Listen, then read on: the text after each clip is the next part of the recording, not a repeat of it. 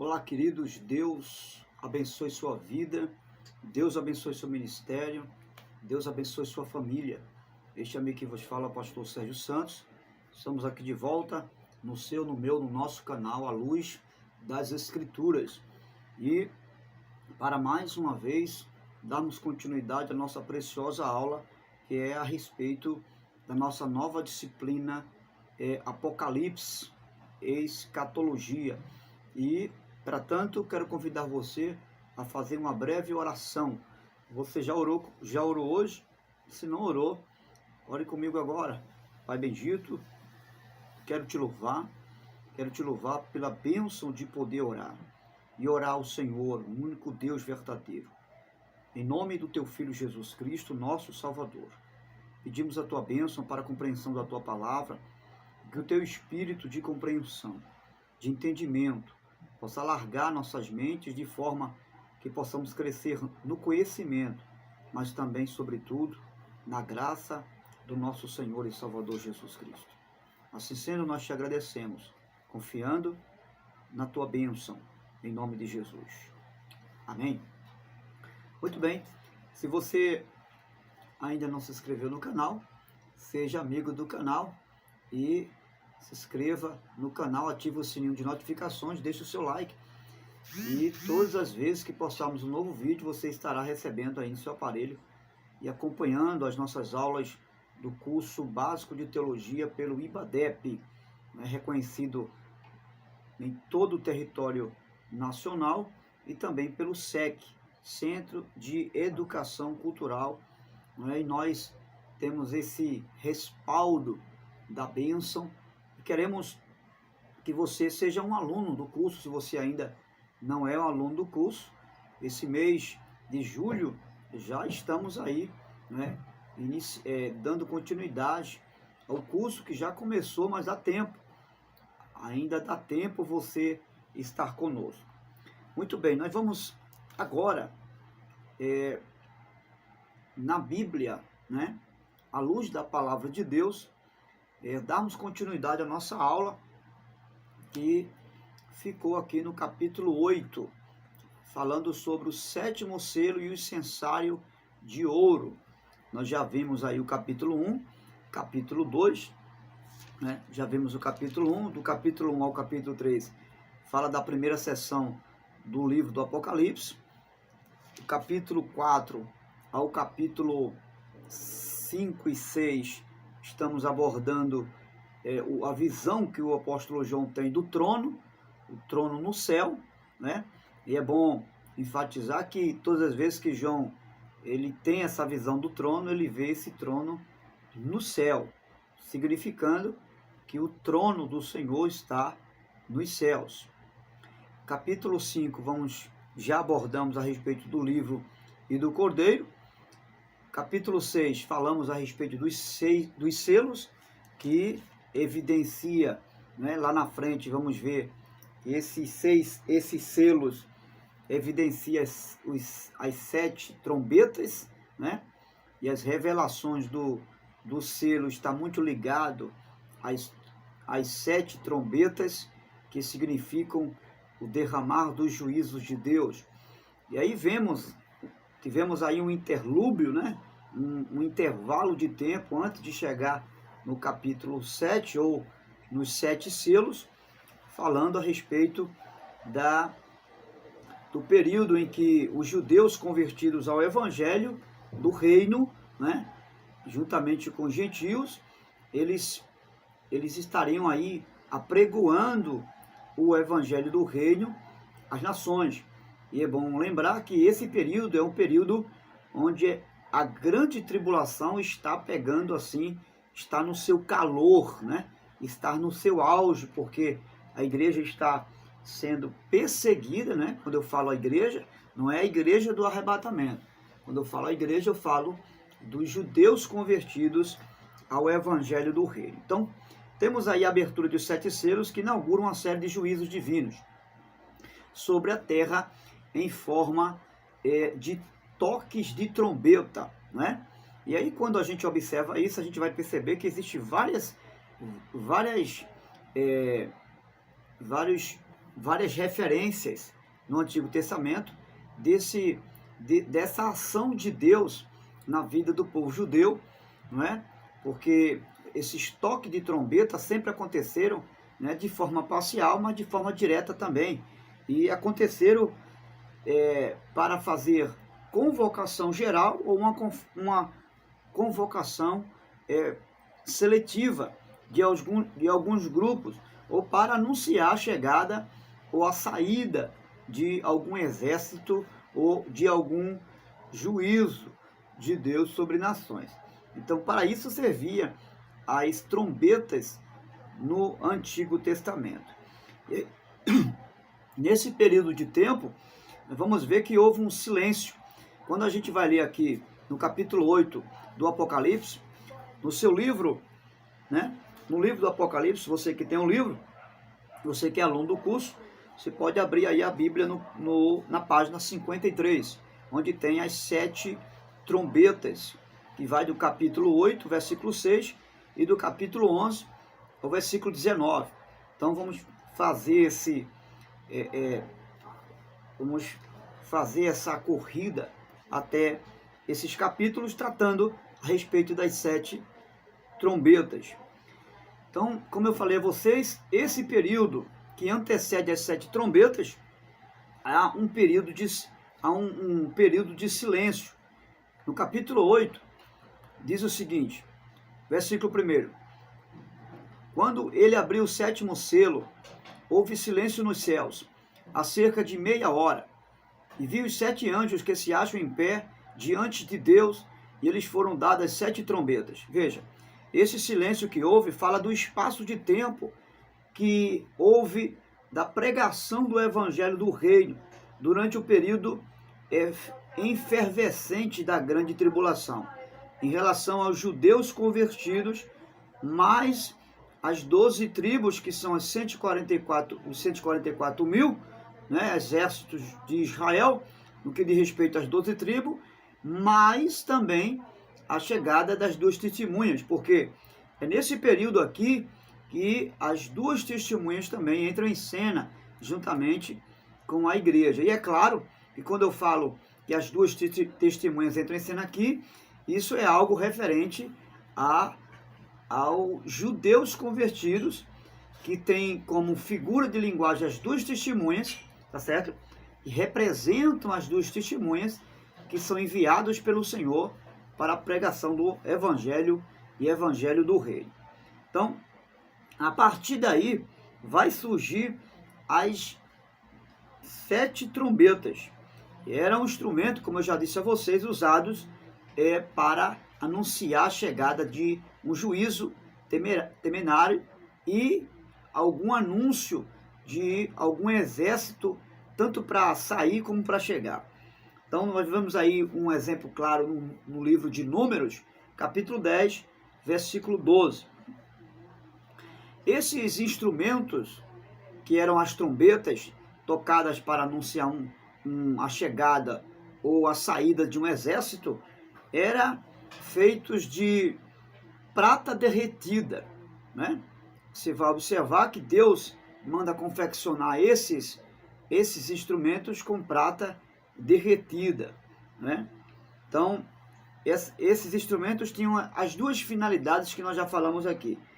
Primeira finalidade era uma convocação geral, parcial, e para anunciar a partida ou a chegada de um povo.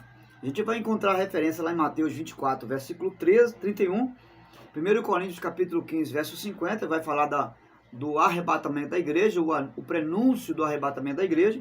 E 1 Tessalonicenses capítulo 4, versículo 13, Paulo vai dizer que ao tocar da última trombeta do arcanjo, então a trombeta do arcanjo no arrebatamento será o efeito da convocação da igreja ao encontro do Senhor nos ares, ok? E aí nós vamos ver, a partir do capítulo 8, versículo 2, algo muito intrigante que o apóstolo João tem, e ele vê na sua visão. Ele diz: vi os 7 anjos que se acham em pé diante de Deus, e a eles foram dadas 7 trombetas. Outro anjo que trazia um incensário de ouro, aproximou-se e se colocou em pé junto ao altar. A ele foi dado muito incenso para oferecer com as orações de todos os santos sobre o altar de ouro diante do trono. E da mão do anjo abriu diante de Deus a fumaça do incenso com as orações dos santos.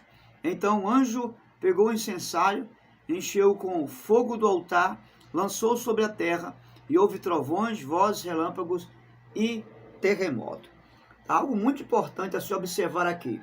A primeira questão em pauta é que o altar de ouro de incenso é o único altar que ainda perdura nessa revelação do Apocalipse. E é muito interessante fazer essa observação. Por quê? Porque o altar de ouro que João vê, você veja que ele não vê nenhum outro altar. Não existe o altar de bronze, não existe o candelabro, que também é um altar onde existe a iluminação, ele é considerado como um altar também, da parte externa, interna do tabernáculo. Não existe, João não faz referência à mesa da preposição, João não faz referência ao altar do holocausto, que está do lado de fora, e tampouco ao altar de bronze, que está do lado de fora, que antecede a parte interna do tabernáculo. João faz menção do altar de incenso. E por que isso? Porque esse altar, ele é a representação da comunhão que existe em relação à igreja e o seu Senhor, e o Cordeiro.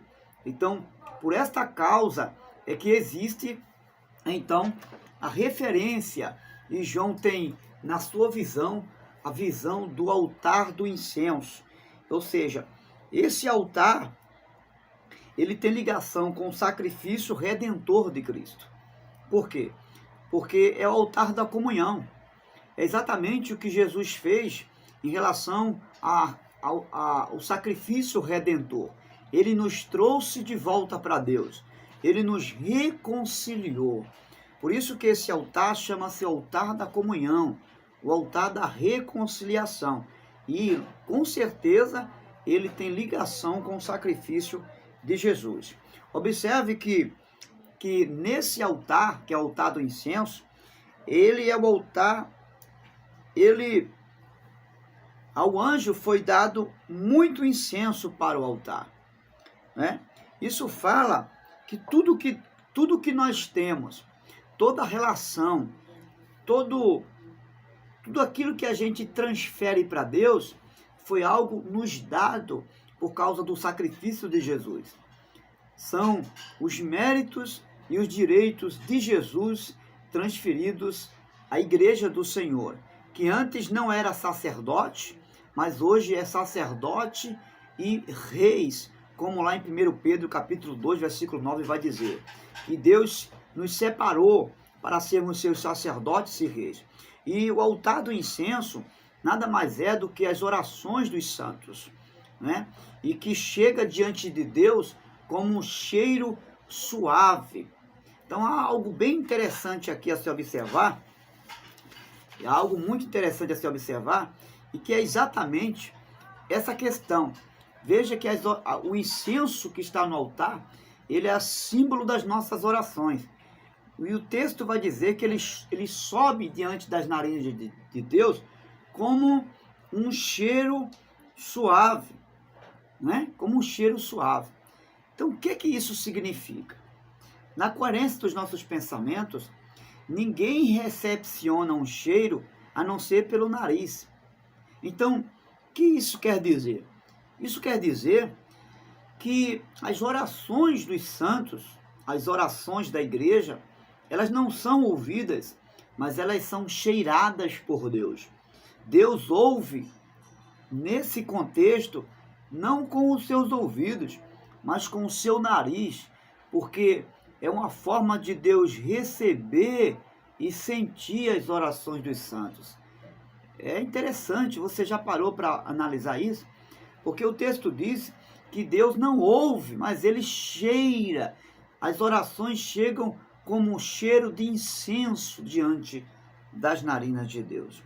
No versículo 4, o texto diz e da mão do anjo subiu diante de Deus a fumaça de incenso com as orações dos santos. Isso significa que o fumo do incenso, que é as orações dos santos, elas são as orações dos santos desde a mão do anjo até diante de Deus. Ou seja, ela passa pela mão do anjo e é transferido para a mão de Deus. Só que esse anjo aqui, ele, na coerência dos nossos pensamentos, a gente pode aludir que esse anjo aqui é a pessoa do Senhor Jesus. Por quê? Porque é Jesus que intercede por nós. É Ele que está como intercessor da igreja. E Ele é o mediador entre nós e Deus. Então não seria óbvio ter um anjo como nosso mediador das nossas intercessões.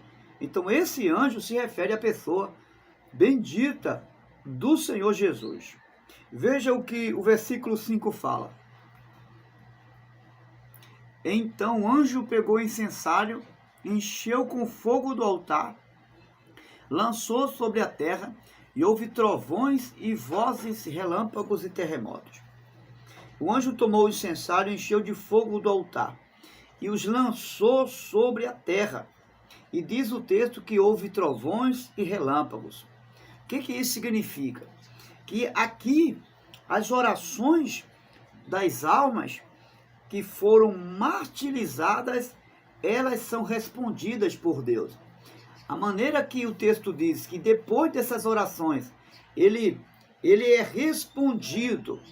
Em decorrência dessas orações, vêm os trovões e relâmpagos que tem uma linguagem simbólica do juízo de Deus. É exatamente isso que acontece, porque é o clamor das almas que estão que estão abaixo do trono de Deus, clamando por justiça. Isso está em Apocalipse 6, versículo 9 e 10. Quando ele abriu o quinto selo, debaixo do altar, as almas daqueles que haviam sido mortos por causa da palavra de Deus e do testemunho que deram, eles clamavam em alta voz: até quando, ó soberano e santo e verdadeiro, esperarás para julgar os habitantes da terra e vingar o nosso sangue? Então cada um deles recebeu uma veste branca, e foi-lhe dito que esperasse um pouco mais, até que se completasse o número dos seus conservos, irmãos, que deviam ser mortos com eles. Então observe que, em resposta dessas orações, vem agora o juízo de Deus. E algo a observar é que essas nossas orações, elas têm grande papel no plano de Deus em relação a concretizar o seu projeto de salvação, não só para a igreja, mas para todas as nações, especialmente para os judeus. Então, nós sabemos que o tempo que levou cada selo, ou melhor dizendo, corrigindo aqui, nós não sabemos o período, né, de tempo que levou para que cada selo pudesse ter o seu cumprimento, né? Só que quando nós começamos a fazer alusão ao que aconteceu, a queda de Jericó, por exemplo, porque os acontecimentos do Antigo Testamento, quando nós passamos a fazer uma comparação de alguns acontecimentos a respeito, por exemplo, de toques de trombeta, e quando você vai observar que a sétima trombeta, quando Deus manda Josué cercar Jericó e dar 7 voltas, mas apenas na 7ª vez que vão dar a volta, o Senhor ordena eles tocar a trombeta 7 vezes. A exemplo desse acontecimento lá no Antigo Testamento, nós vamos observar que a 7ª trombeta, ela foi tocada durante o período de 7 vezes.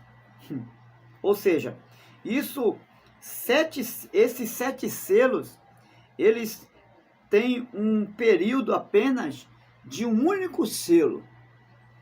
Era como se esses 7 toques de trombeta se resumisse num único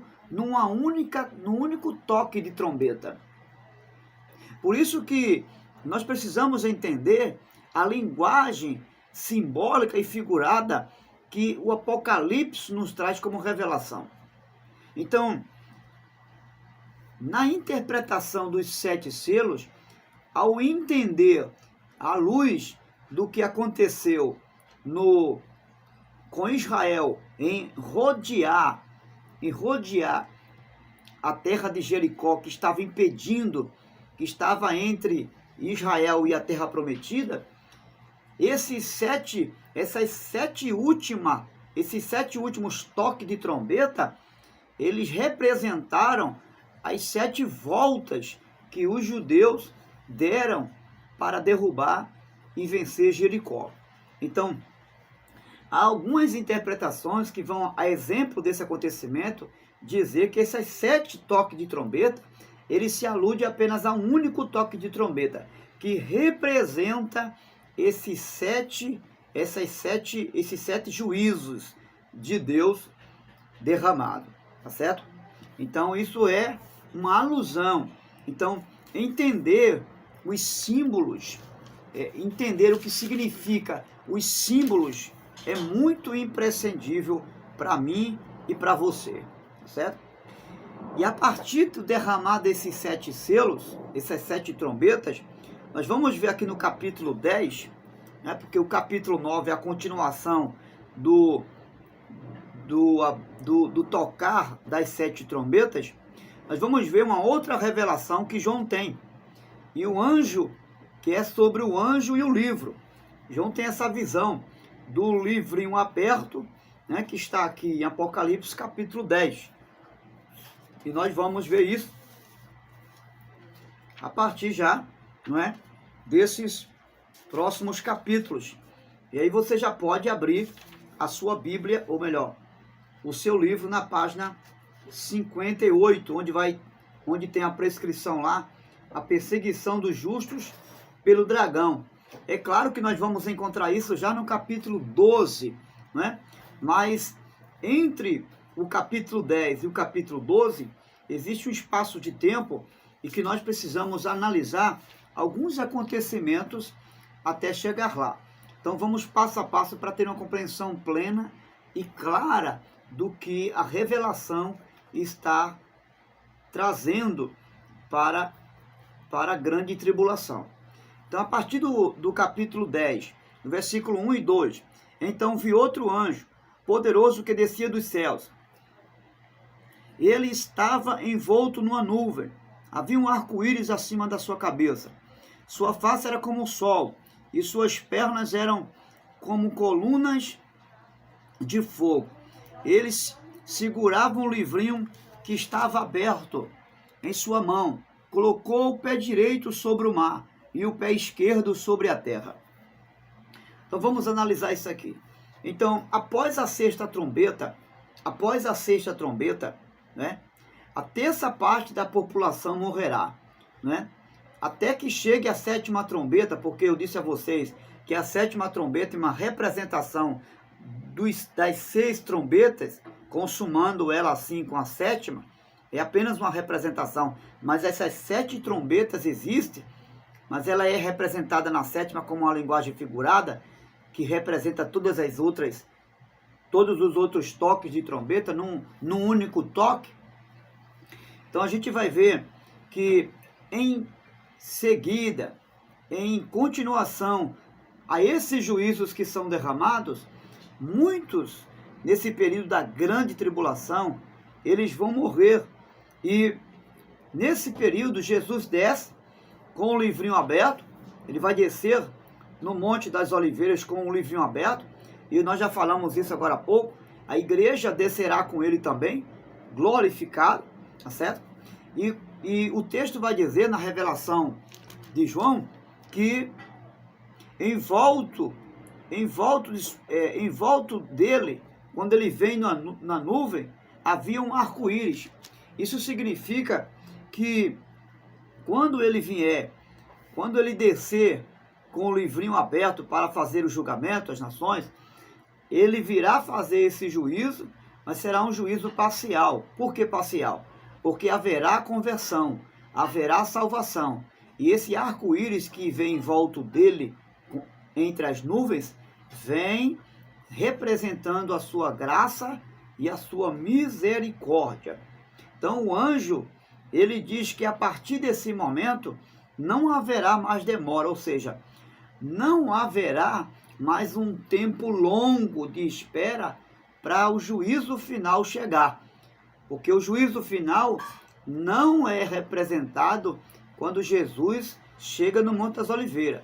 Quando ele chega no Monte das Oliveiras, ele chega para dar livramento ao seu povo, para fazer o selo aos eleitos de Israel, tá certo? E para trazer o milênio que está sendo evidenciado na sua chegada. Então, a sétima trombeta, ela irá tocar e assim concluir todo o plano de Deus em relação à nossa redenção, que é a redenção da igreja. Então a demora aqui seria, nesse caso, para dar oportunidade àqueles que não haviam se convertido ao Evangelho. Então, nesse caso aqui, esse espaço de tempo entre Jesus fazendo o julgamento, né, até o juízo final, porque quando ele pisar sobre o Monte das Oliveiras, ele vem justamente para trazer libertação ao povo judeu, que são os eleitos que Jesus falou.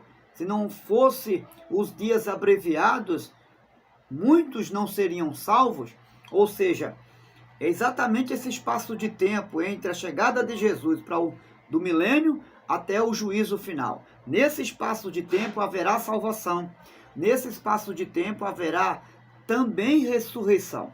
Okay? E aí onde Apocalipse vai falar da segunda ressurreição. Ok? E é claro, esse período, ele vai trazer alegria, não só apenas para os salvos, e amargor para aqueles que serão condenados, que são os que não creram no Messias. Então o livrinho aberto fala que a mensagem, ela não é algo obscura.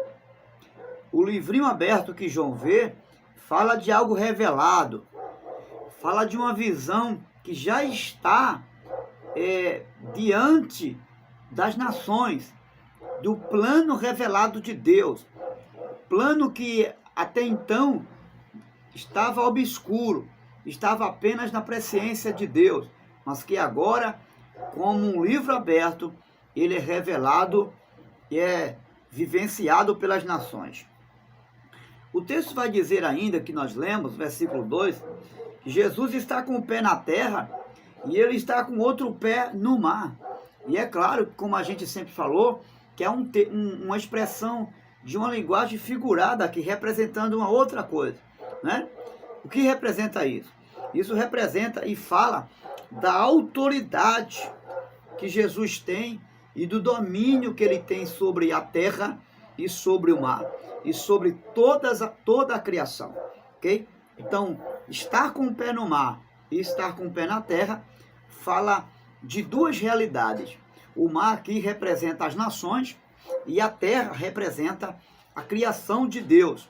Ou seja, Deus está no controle de todo o fenômeno que está acontecendo. Sejam esses juízos manifestos através do juízo por meio da palavra do Senhor, que a Bíblia fala que ele vai trazer julgamento com a espada que vai sair da sua boca, isso fala da sua palavra, ou seja, por meio dos fenômenos naturais que vão acontecer, que serão os terremotos, que serão os trovões e muitas outras sortes de fenômenos naturais que vai acontecer. Então, pisar no mar e pisar na terra traz essa representação aí. Agora, a não a não que o anjo estende, a mão, desculpe, correção, a mão que o anjo estende é um sinal de uma declaração que está se fazendo a respeito de algo. Quando o anjo estende a mão para falar algo ou avisar algo, ele está dizendo o seguinte: atenção. Esse estender da mão do anjo significa atenção, ou seja, ele está transmitindo a advertência, está dando ao povo um alerta de algo que está para vir em relação às nações. Então, fazendo assim o desfecho e concluindo o capítulo 10, nós vamos ver que a visão do livro aberto vai encerrar com um chamado de Deus ao apóstolo João. Aliás, um chamado diferente, um chamado novo, porque quando você continua lendo, você vai ver que o Senhor ordena que João, ele coma o livro, né? E esse livro vai ter dois gostos. Primeiro ele vai sentir um gosto amargo, não é? E depois ele vai sentir o gosto doce. Isso traz duas interpretações. A primeira interpretação que temos a respeito disso é que fala que a mensagem doce será a mensagem transmitida por João para os salvos, porque os salvos vão se alegrar com a revelação, mas ele será amargo para aqueles que serão condenados, será a parte do juízo. E a outra interpretação que temos em relação à parte doce que João sente ao comer o livro de forma simbólica e sentir o amargor, é justamente porque a primeira pessoa a receber a mensagem, seja ela doce ou seja ela amarga, é o profeta. É aquele que transmite a mensagem. Então, antes de nós transmitirmos a mensagem, nós somos os primeiros a recepcionar a mensagem na nossa vida. E a segunda interpretação, o lado amargo, é que essa mensagem ela é transmitida para as nações, ok? Deus não dá a mensagem apenas para nós, mas ela é para ser transmitida às nações, ok? E o fato de João comer o livro, porque o anjo diz, come o livro, e depois envia ele para profetizar as nações, é uma figura de João se alimentando da palavra para estar em condições de então levar a mensagem do Evangelho. E aí no capítulo, e é claro, o Evangelho do Reino, e aí no capítulo 11 vai estar falando sobre as duas testemunhas, né? Como eu falei a vocês, que já estão em cena, né? Que já estão em cena com os 144 mil das tribos de Israel que vão ser levantadas para pregoar o evangelho do reino, juntamente com as duas testemunhas. E aí lembrando que essas duas testemunhas, elas, de acordo com a teologia de alguns teólogos, raciocínio, a posição deles, existe algumas interpretações. E a primeira interpretação, já falamos isso na aula anterior, mas para termos um embasamento aqui, a primeira interpretação é que essas duas testemunhas poderiam ser Elias e Enoque, pelo fato deles não terem morrido, fisicamente falando. Elias foi arrebatado e Enoque foi transladado. Assim diz os escritos sagrados, né? Na segunda alusão, as duas testemunhas, fala que seria Moisés ou Elias. Por que Moisés e Elias? Essa é uma das interpretações. Por quê? Porque o texto que nós lemos no capítulo 11 vai falar que durante esse período de testemunho dos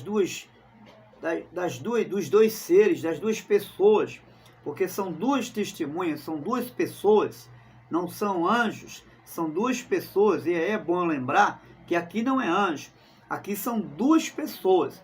O texto fala de pessoas, duas testemunhas. E aí é importante também, antes de aprofundarmos esse assunto, entender por que duas testemunhas.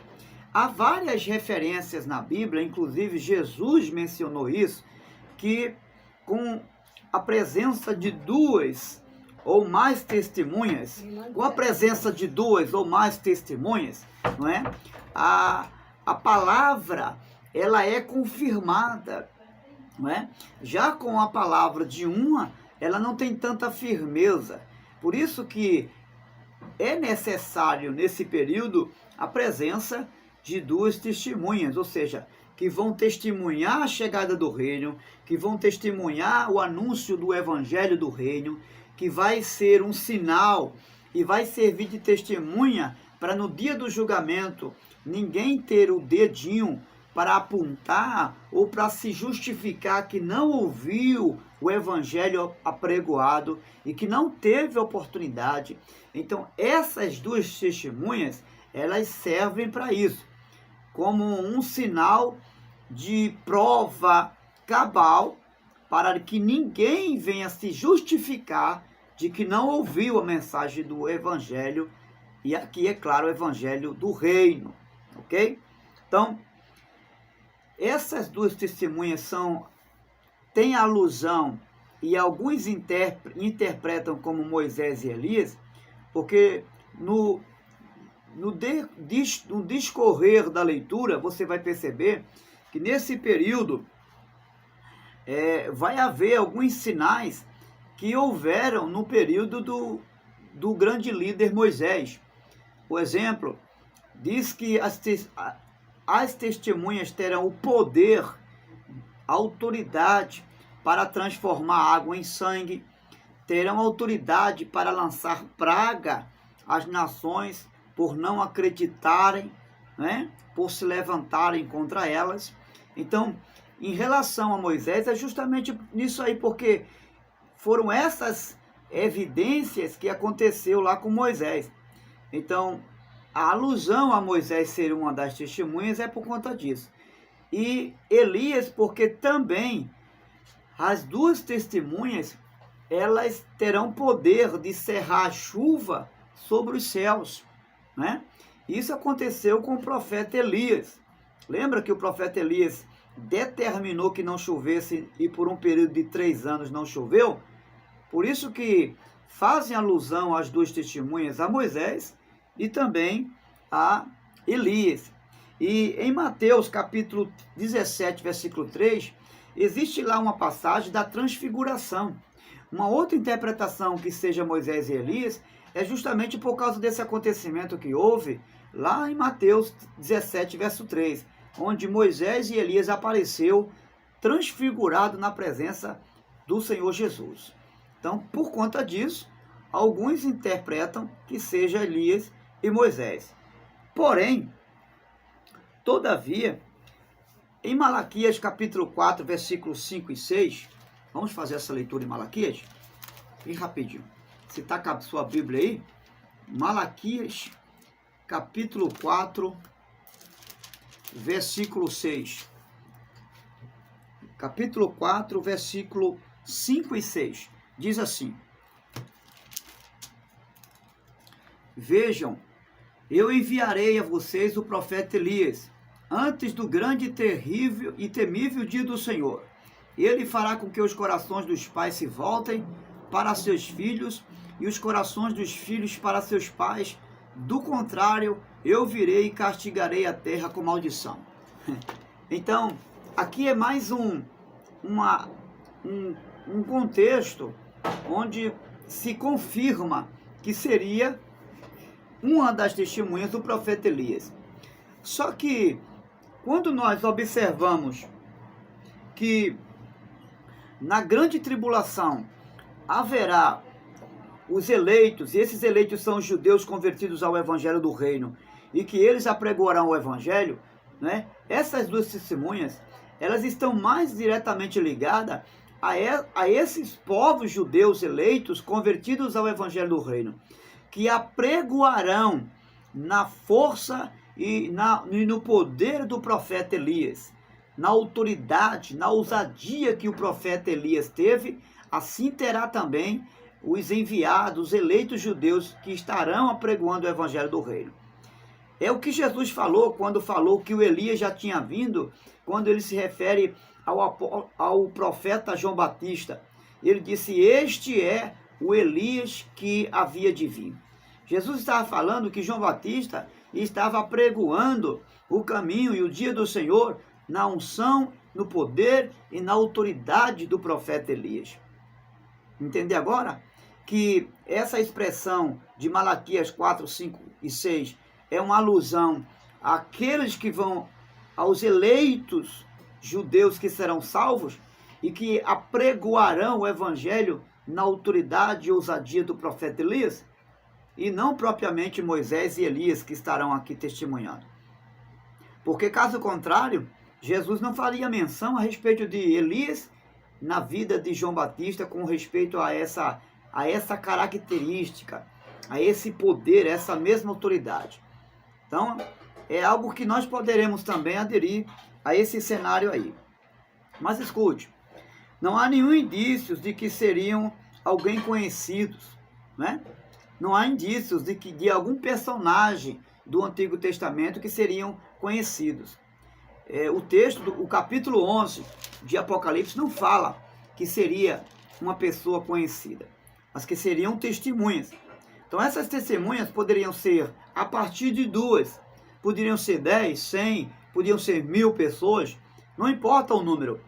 O fato de enumerar a partir de 2 testemunhas é uma mensagem simbólica daqueles que anunciarão e testemunharão na grande tribulação, ok?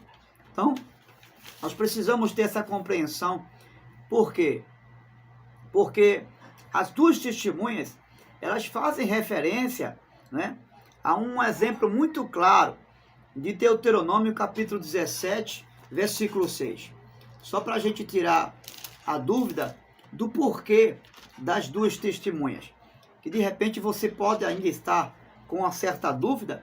Veja aí Deuteronômio capítulo 17, versículo 30. 17, versículo 30. Ou melhor, 17, versículo 6. Diz assim o texto: pelo depoimento de 2 ou 3 testemunhas, tal pessoa poderá ser morta, mas ninguém será morto pelo depoimento de uma única testemunha. Então, isso aqui é um princípio estabelecido na lei de Moisés. Pelo depoimento de 2 ou mais pessoas, alguém pode ser livre, não é? Alguém pode ser livre da morte. Mas pelo depoimento apenas de uma pessoa, alguém pode ser morto, ou seja, alguém pode não ser livre do juízo, né? Aí nós temos ainda um exemplo claro disso em Mateus 18,16, onde Jesus diz: se o teu irmão não te ouvir, chama uma ou mais pessoas para servir de testemunha contra ou sobre o caso dele. Nós temos um outro exemplo claro em Número capítulo 35. Número 35. Só vou fazer essa leitura para a gente continuar aqui a compreensão a respeito do porquê dessas 2 testemunhas. Poderiam ser 2, 3, poderia ser mais testemunhas, com certeza. O versículo 30 diz assim: quem matar uma pessoa terá que ser executado como assassino mediante depoimento de testemunhas, mas ninguém será executado mediante o depoimento de apenas uma testemunha. Então daqui nós vamos observar porque na revelação classifica a partir de 2 pessoas. E essa é a razão, porque desde o Antigo Testamento, né, que na lei exigia mais de uma testemunha. E essa é a razão do porquê mais de 2 testemunhas. A Bíblia não está se limitando apenas em 2 testemunhas. Isso aqui é apenas uma mensagem simbólica do que poderia ser, ou por quem poderia ser dado o testemunho do Evangelho do Reino a partir da grande tribulação. E há algo interessante aqui a se observar, não é? Como eu já disse anteriormente, Apocalipse é um livro de linguagem simbólica e está simbolizando aqui as duas testemunhas são comparadas às duas oliveiras, ou seja, as duas oliveiras e a dois candeeiros. A gente vê isso em Zacarias. Veja Zacarias capítulo 4, versículo 1 ao 7.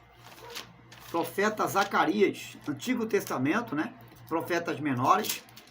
Zacarias, capítulo 4. Abra sua Bíblia aí para a gente conferir isso. Deixa eu rapidinho aqui. Capítulo 4 e versículo 1 ao 7.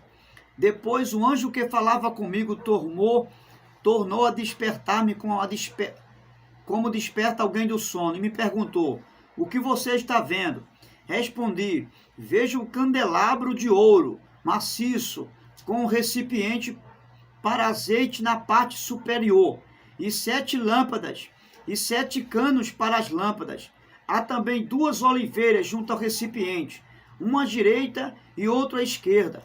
Perguntei ao anjo que falava comigo: o que significa isso, meu senhor? Ele disse: você não sabe? Não, meu senhor, respondi. Oráculo sobre Zorobabel e o templo.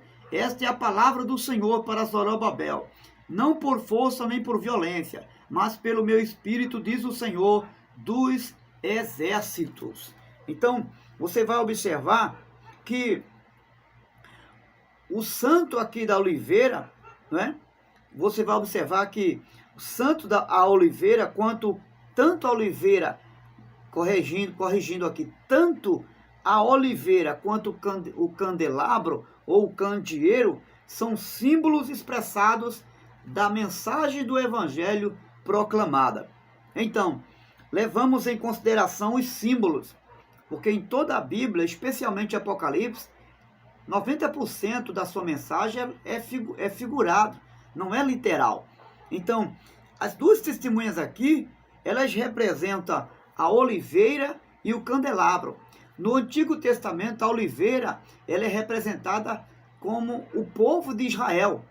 Sempre Deus teve uma mensagem simbólica a respeito de Israel como a oliveira que ele plantou no deserto, tá certo? E nós temos como uma linguagem figurada e representativa já no Antigo Testamento, quando Deus, em Êxodo capítulo 25, verso 8, manda Moisés levantar o tabernáculo para ele habitar no meio do povo. Dentro do tabernáculo, um dos utensílios que Deus mandou colocar foi o candelabro de ouro maciço. E esse candelabro representa Jesus e a igreja.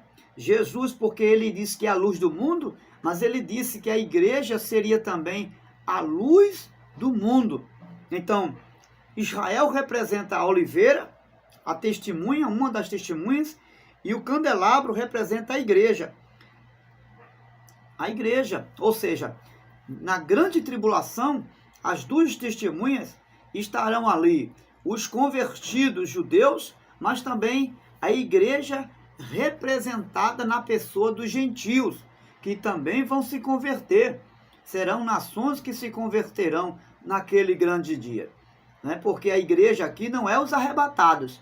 Os arrebatados virá com Jesus para socorrer os eleitos de Deus.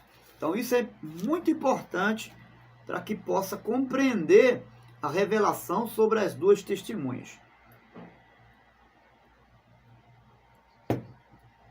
Então nós vamos a partir de agora, abra sua Bíblia, você que está com a Bíblia, no capítulo 12. E aí sim, nós vamos agora falar sobre a perseguição aos cristãos, né? Que está aqui, aos justos, que está aqui na página 58 do seu livro, A Perseguição dos Justos pelo Dragão. E aí vamos discorrer um pouco aqui no capítulo 12 de Apocalipse, que a epígrafe do texto fala da mulher e o dragão.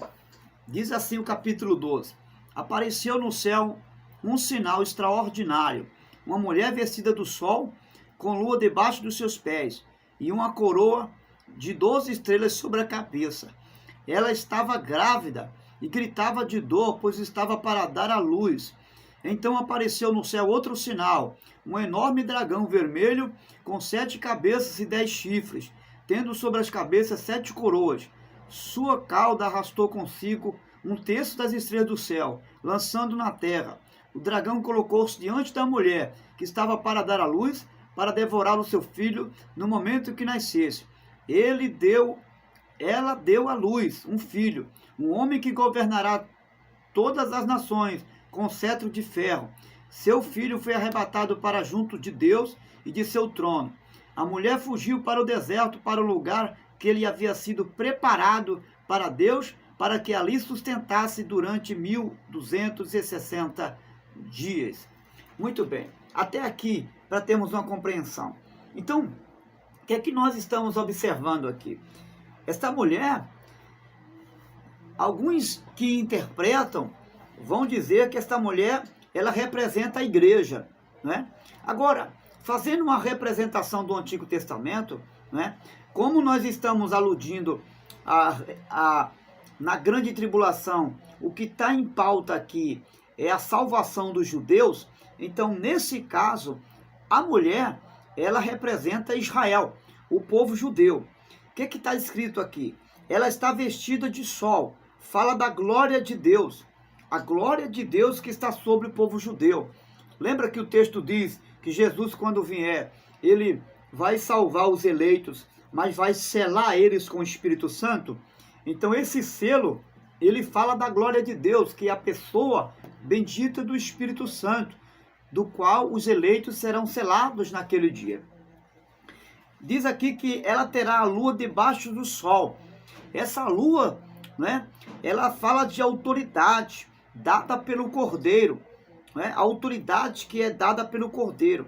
E tem na sua cabeça uma coroa de 12 estrelas, ou seja, coroa aqui fala de salvação, que é justamente o que Jesus vai fazer em relação aos eleitos. Ele vem para redimir, ele vem para salvar. E essas coroas falam também de vitória. A mulher está grávida, o texto está dizendo que a mulher está grávida, né? Então, o versículo 2 fala que ela tem uma missão. A gravidez dessa mulher, isso fala de uma missão, de um propósito.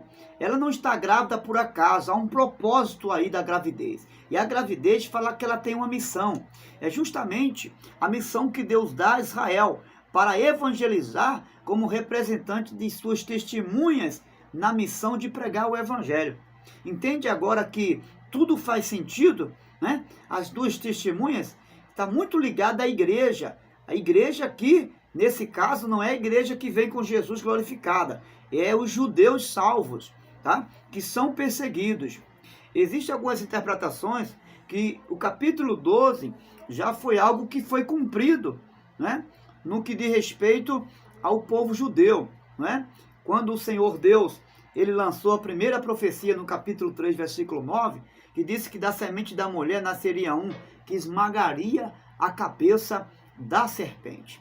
Então, alguns interpretam que essa passagem aqui, ela é uma revelação que já foi cumprida. Porém, na visão dispensacionalista, nós cremos que é algo que está muito ligado aos judeus convertidos ao evangelho do reino no período da grande tribulação, ok? E diz o texto, né, que, inclusive, Paulo faz menção desse acontecimento em Romanos capítulo 9, versículo 5, que ele vai fazer menção aos judeus eleitos. Nessa perseguição, a mulher vai ser perseguida ferozmente, ferronhamente por Satanás, porque o dragão é a figura de Satanás aqui. E aí nós vamos ver que nessa perseguição, a mulher é protegida por Deus, ou seja, nessa perseguição ferronha de Satanás aos judeus, a igreja revelada na pessoa dos judeus, dos eleitos, Deus a protegerá. Jesus vai socorrer os judeus nessa grande perseguição que haverá. Então, durante essa perseguição, a Bíblia diz que o filho nasce.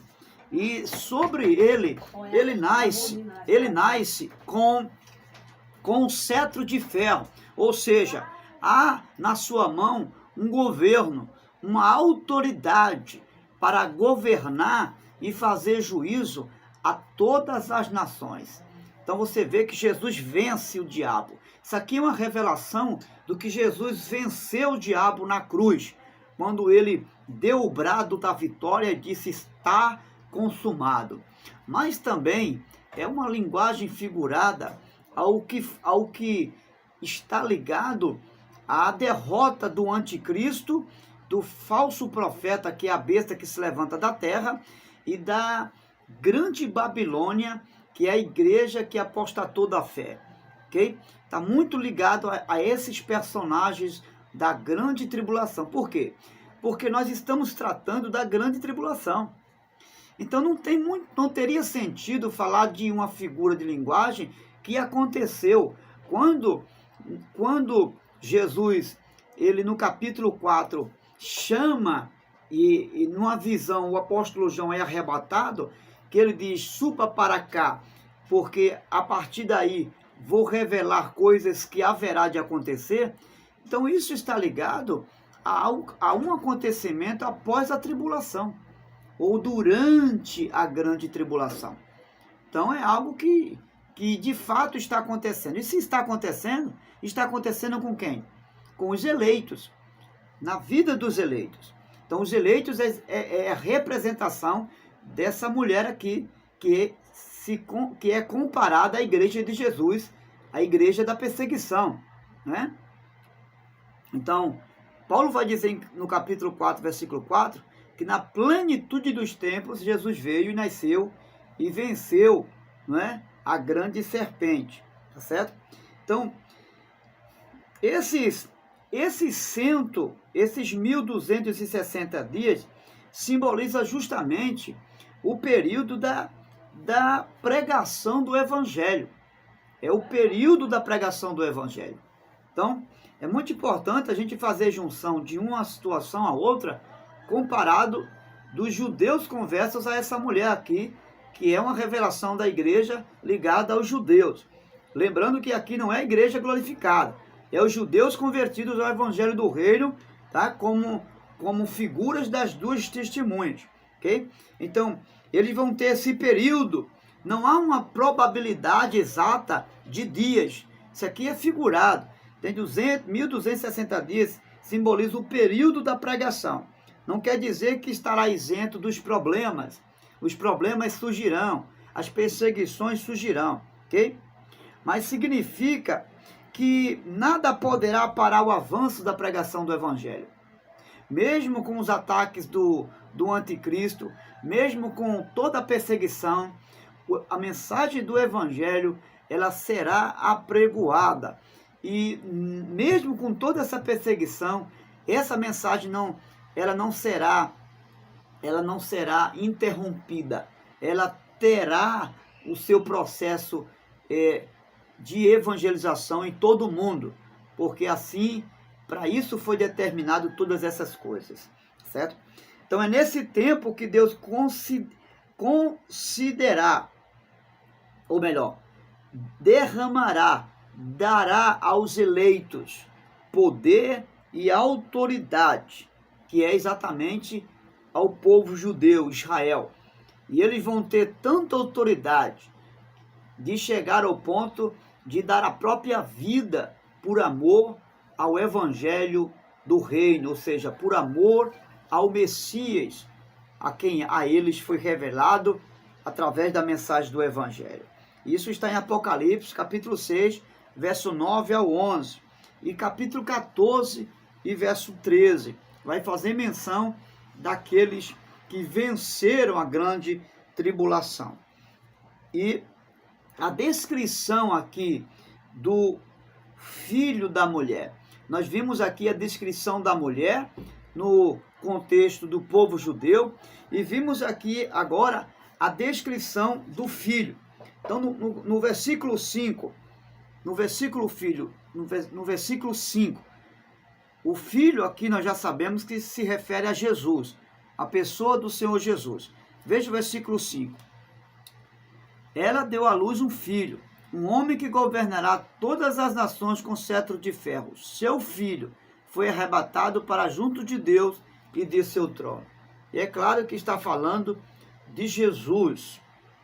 Fala do processo que Cristo teve desde o seu nascimento, a morte, ressurreição e exaltação, né? Fala que o Filho voltou para Deus, ou seja, quando ele foi assunto aos céus e que a ele é entregue os 7 selos, que ele é o digno de abrir os selos, é como se o Pai estivesse entregando o reino ao seu Filho, né? E é nesse sentido aí que essa passagem está falando. Deixa claro que o filho da mulher é Jesus. É o que nós vemos no versículo 10. Então ouvi uma forte voz dos céus que dizia: agora veio a salvação, o poder e o reino do nosso Deus, e a autoridade do seu Cristo, pois foi lançado fora o acusador dos nossos irmãos, que os acusa diante do nosso Deus dia e noite. Então, está claro que aqui fala da pessoa bendita do Senhor Jesus. E aí, na descrição do dragão, já vimos aqui a descrição da mulher perseguida, vimos a descrição do filho, que é Jesus, e vemos aqui agora a descrição do dragão. No capítulo 20 de Apocalipse, versículo 2, fala do dragão de forma simbólica, que é a referência ao ser de Satanás, que diz que ele possui 7 cabeças coroadas. E essas 7 cabeças, numa linguagem figurada, representará o seu domínio mundial, porque fala de 7, fala de plenitude, de amplitude. Então ele terá um domínio mundial e invejará o Cordeiro de Deus, né? Jesus diz lá em João 10:10 que ele veio para roubar, para matar e para destruir. No versículo 12, o texto fala que Satanás cai. E essa queda se refere à vitória de Cristo, que Cristo teve quando venceu ele na cruz, ok? E é claro que alguns intérpretes vão falar da queda dele quando foi expulso dos céus. Mas é um fato aqui também verídico, à luz da grande tribulação, porque é uma revelação da tribulação. Está falando da sua vitória sobre o diabo, sobre o anticristo, sobre a grande besta e sobre a Babilônia. É a vitória dele sobre esses acontecimentos da revelação, ok? Então, e por que ele invejará o Cordeiro de Deus e não teve poder de vencê-lo? Como perdeu para o Cordeiro, então o que ele faz? Ele agora perseguirá a noiva do Cordeiro. Como não conseguiu com o Cordeiro, agora vai intentar com a noiva do Cordeiro, né? E a Bíblia diz que ele vai criar planos, vai ter planos, mas os seus planos será frustrado. E que planos são esses? Quando ele for solto durante o período de 1000 anos, ele vai se juntar a outras nações, a exemplo de Gog e Magog, que é uma figura representativa de nações que não se converteram nesse período da grande tribulação, vai se juntar ao diabo, e aí vai se unir a força da besta, que é um poder político, né? A força de um poder religioso também, que é um poder religioso, para lutar contra Jerusalém ou os judeus convertidos. E aí, nesse período, o texto vai dizer que Jesus, com certeza, vai se levantar contra eles. Nós vamos ver aí o final desse desfecho no capítulo 13, a besta que emerge da terra. Então aqui nós já estamos terminando, nós já estamos finalizando, e é importante a gente analisar no capítulo 13 a besta que saiu do mar, que é uma representação aqui do anticristo, ok? No nosso livro aqui, nós vamos ver esse acontecimento, não é, da besta que emerge do mar, justamente justamente a partir da página 63, né? 63, 64, 65, onde estamos finalizando essa segunda etapa do Apocalipse. E aí, à luz do que o Apocalipse no capítulo 3 vai dizer, a palavra besta na Bíblia, ela quer dizer poder político religioso. Por isso que no final, na grande tribulação, no calor da grande tribulação, haverá uma união aí entre a besta que emerge da terra, que é o falso profeta, e a besta que emerge do mar, que é o anticristo. E fala de um poder político. Essa narrativa fala da união desses dois poderes, como eu acabei de mencionar agora a vocês, que emerge do mar, o anticristo, e a besta, um poder político que emerge da terra. Então, no capítulo 13, versículo 15 e 16, olha o que diz. Foi-lhe dado poder para dar fôlego à imagem da primeira besta, de modo que ela podia falar e dizer e fazer que fossem mortos todos os que recusassem adorar a imagem. Também abrigou todos os pequenos e grandes, ricos e pobres, livres e escravos, e a receberem certa marca na mão direita ou na testa. Então, observe que nesse período haverá união entre a igreja, né, e o Estado. É claro que essa igreja aqui é a igreja que apostatou, a grande Babilônia. É a igreja que se prostituiu nesse caso aqui. E nesse período haverá uma grande destruição de liberdade religiosa. Não haverá mais liberdade para pregar o evangelho. Por essa razão, haverá uma grande perseguição sobre a igreja. E é claro, essa igreja, eu estou falando dos judeus convertidos. E aí, qual é a mensagem da besta? A mensagem da besta é que se a igreja não conseguiu salvar o povo com a pregação do evangelho, eles vão criar um método de induzir o povo através de uma política religiosa. Essa é a ideia do anticristo durante esse período tribulacional. É importante lembrar, a partir do capítulo 17 e o versículo 12, desculpa, estou fazendo confusão aqui com o livro. Em Isaías, no capítulo 17, versículo 12, é importante a gente lembrar que mar aqui, ele tem uma linguagem figurada de povo. Mar aqui, nesse capítulo 13, fala das nações. Essa besta é a mesma que foi vista por Daniel no capítulo 7, tá? E que Isaías vai pronunciar no capítulo 17, versículo 15, e capítulo 17, versículo 12, ok? Então, na visão de Daniel, o significado das 4 bestas era exatamente a revelação de alguns impérios. E, à luz da revelação de Daniel, aqueles 4 impérios que viriam suceder um após outro, né? Que foi o Império Persa, o Império Assírio, o Império Babilônico e o Império Romano, que por último também, não é, caiu durante o processo da história, não é? Então, o que nós vamos perceber aqui? Que esses impérios que Daniel viu, eles sucederam uma linguagem anticristã, porque esses 4 impérios da visão de Daniel é justamente esse processo de liderança que haverá também com o anticristo, a besta e a grande Babilônia durante o período da grande tribulação. Então é importante considerar que a besta possui 7 cabeças no conceito de domínio, de governo mundial. Haverá um governo mundial, ou seja, uma só liderança para todas as nações. Então as 7 cabeças seriam aqui no caso, numa linguagem figurada, 7 reis que governaria durante o período da Grande Babilônia, ou durante o governo da Grande Babilônia, que iria governar como um poder religioso junto ao poder político do anticristo e da besta.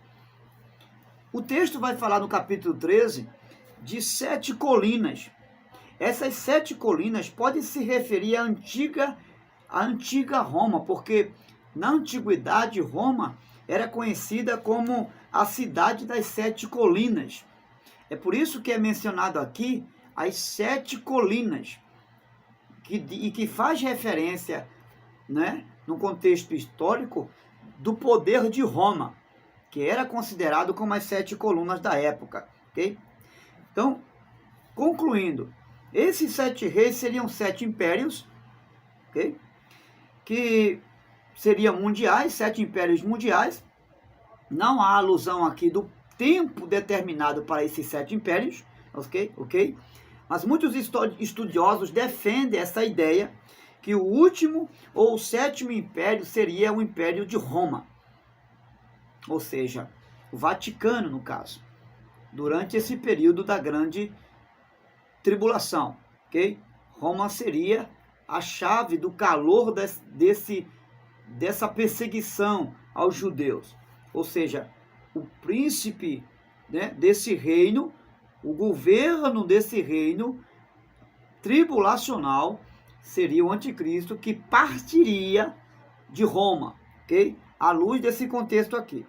Já no capítulo 17, nós vamos ver que João vai dizer que haverá um 8º rei e que procederá dos 7 reis citados, ou seja, dos 7 reis citados, dos 7 impérios, que acontecerá durante o período da grande tribulação, não é?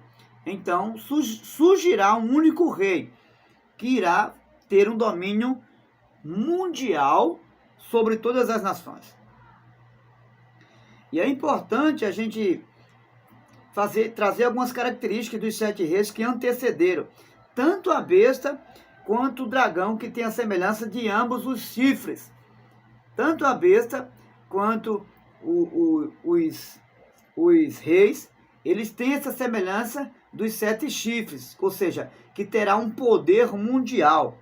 E o texto nos diz que eles receberão autoridade apenas por um período de 1 hora, em espaço de um pequeno tempo. Ou seja, não haverá um longo tempo de governo entre cada império ou entre cada rei no período da grande tribulação. Haverá um espaço de pouco tempo, embora irão governar durante esse espaço de pouco tempo. Não há uma data precisa do período em que eles estarão governando durante o período da grande tribulação. Então, uma das 7 cabeças foi ferida. O texto vai dizer, quando você lê aqui no versículo 17, diz que uma das cabeças será ferida, mas depois curada. Isso fala de um governo que vai cair durante esse período, mas que depois vai se levantar de novo. A gente não sabe por certo qual é o governo, mas é um fato que um governo cairá, mas depois se levantará. E aí no capítulo 17, nós vamos ver que há uma voz que dizia: a besta que você viu era e já não é. Ela está para subir do abismo, e isso significa que essa visão compreende em 3 aspectos. Essa visão vai compreender em 3 aspectos. E o primeiro aspecto é que essa visão está falando de um passado, essa visão está falando de um presente, ou seja, de um cenário passado, de um cenário presente, mas também de um cenário que está por vir, que é algo futuro que vai acontecer. Então, nós estamos fechando aqui a nossa compreensão a respeito do Apocalipse, dessa revelação, até o capítulo 13, onde falamos da besta que emerge do mar e que traz consigo todas essas implicações. Ouça com calma, se preciso 1 vez, 2 vezes, para que você possa compreender essa mensagem tão misteriosa, onde, à luz da palavra, podemos aqui esclarecer melhor, clarear melhor a minha e a sua mente, para darmos continuidade a esse estudo maravilhoso e revelador, porque ele já está revelado nas Escrituras. Grande abraço, Deus te abençoe.